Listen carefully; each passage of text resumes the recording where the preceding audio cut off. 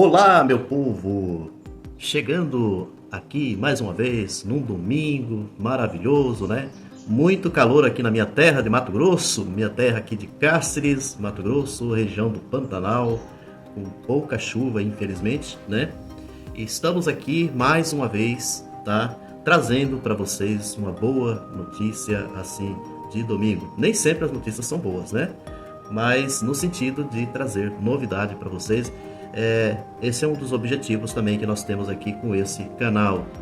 Trazer ao conhecimento do público, né? Às vezes notícias que normalmente vocês não veem em outros lugares, né? De modo especial assim, as redes já conhecidas, as redes de televisão, como a Globo, os chamados meios de comunicação, né, que dominam, comunicação de massa, né, dominante. Então vocês encontram muito pouco esses tipos de notícias que a gente traz aqui, e sem dizer que aqui a gente tem muita liberdade para poder comentar e assim por diante.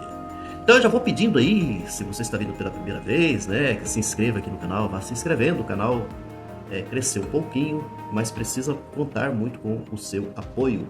Não peço nada em dinheiro, tá? É apenas a sua inscrição.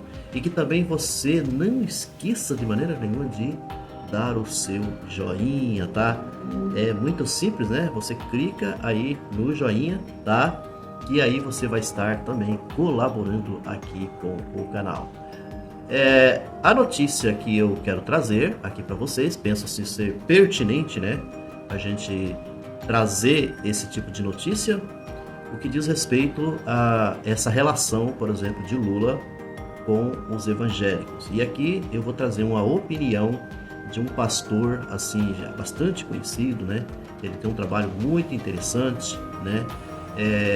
Porque ele faz parte, ele coordena uma frente de evangélicos que é chamado Frente de Evangélicos pelo Estado de Direito. Então, eu vou trazer aqui assim de uma forma, como que eu vou dizer assim, de uma forma resumida, né? Muito resumido mesmo, porque vocês podem encontrar assim de uma forma mais completa, né, a entrevista que ele concedeu ao Brasil 247, tá? Por isso que eu estou trazendo aqui, essa notícia é do Brasil 247, que ao mesmo tempo eu já vou pedindo, né, que é um canal, tá? O Brasil 247, tem também aqui um site do Brasil 247, onde você possa se inscrever para você ter boas informações, inclusive assim, informações de esquerda, né, de informações sobre como é que está o andamento, por exemplo, de todo o projeto político, do trabalho, né, do governo Lula. Então vamos então ao assunto que nos interessa. O governo precisa aprender a falar com os evangélicos, diz o pastor Ariovaldo Ramos. Esse é o pastor Ariovaldo Ramos. Para ele, é preciso fazer chegar ao segmento informações sobre a melhoria da qualidade de vida, mas não pode ser mera propaganda, é preciso conhecer o público. O pastor Ariovaldo, que coordena a Frente Evangélicos pelo Estado de Direito, diz que o governo federal está falhando gravemente na comunicação com os brasileiros adeptos das denominações evangélicas. Não pode ser mera propaganda, é preciso minimamente conhecer o público com o qual você está falando e minimamente conhecer as categorias que esse povo usa. Isso para mim é o grande desafio. Eu não sei se o governo vai conseguir de verdade, disse em entrevista à TV 247.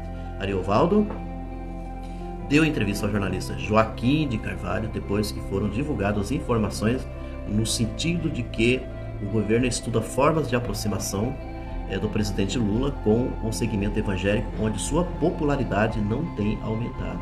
Para Ariovaldo Ramos, a extrema-direita se infiltrou no meio evangélico e provocou um retrocesso. A extrema-direita que se infiltrou no meio evangélico convenceu os evangélicos de que respeitar a tradição evangélica é promover um retrocesso civilizatório.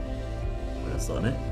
Para ele, a resposta do governo não pode ser a concessão a uma pauta de retirada de direitos.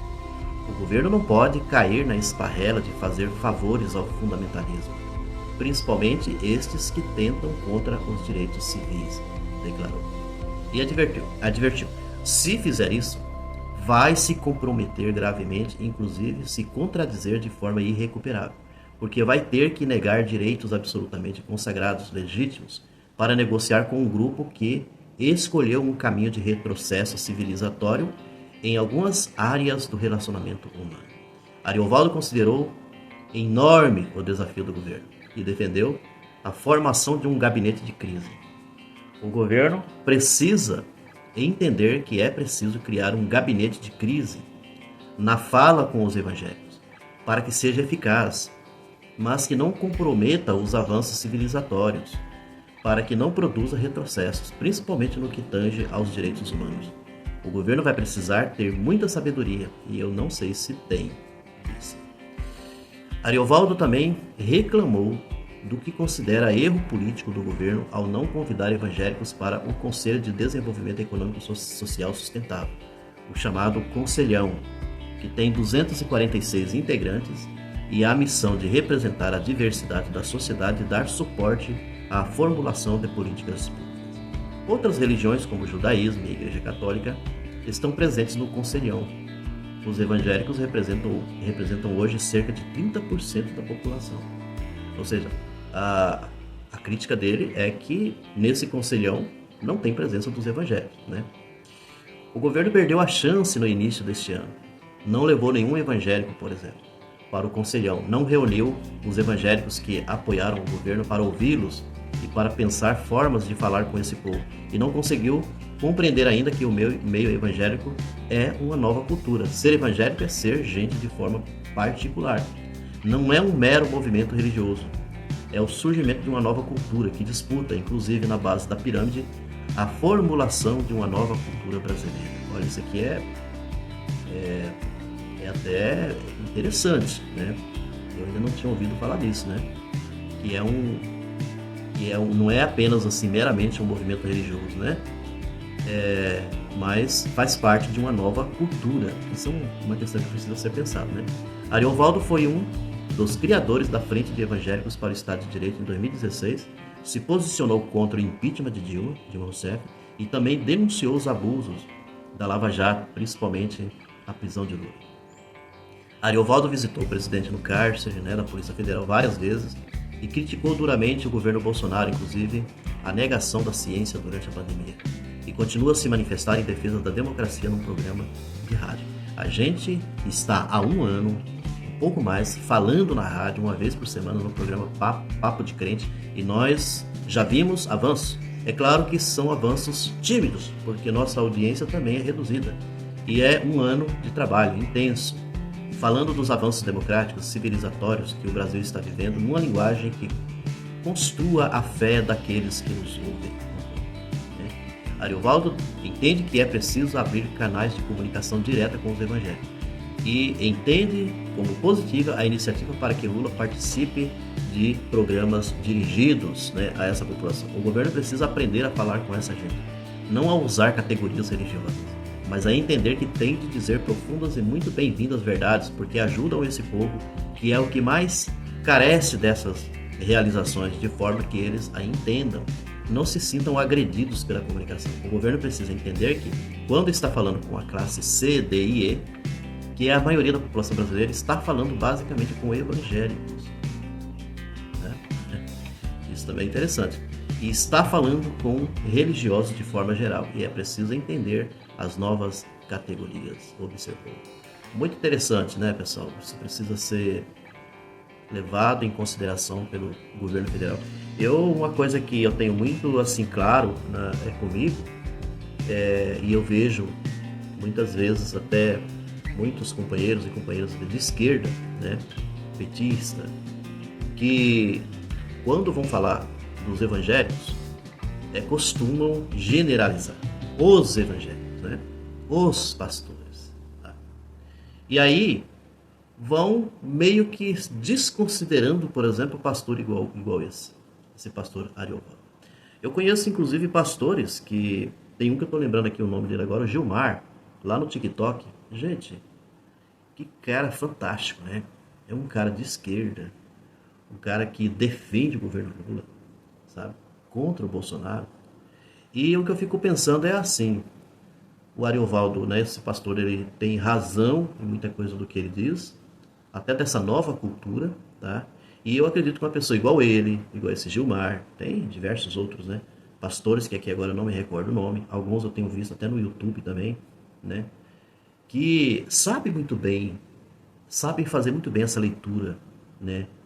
Tem todo esse conhecimento desse segmento, né? Muita clareza, tá? Assim, eles têm um conhecimento profundo, né, sobre o segmento evangélico que a maioria de nós não temos, porque nós não somos evangélicos, né? E a gente não está nessa.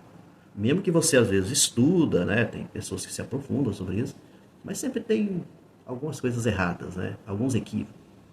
Tem uma quantidade de equívocos aí, às vezes na crítica que nós vamos fazer.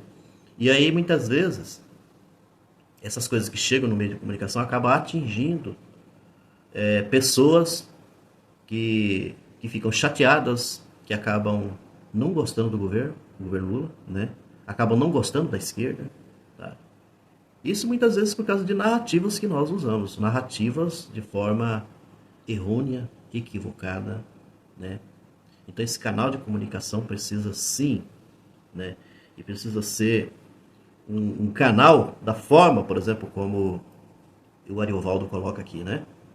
E isso que ele diz aqui do conselhão aqui também, gente, por que não tem segmento evangélico que faz parte desse conselhão, né?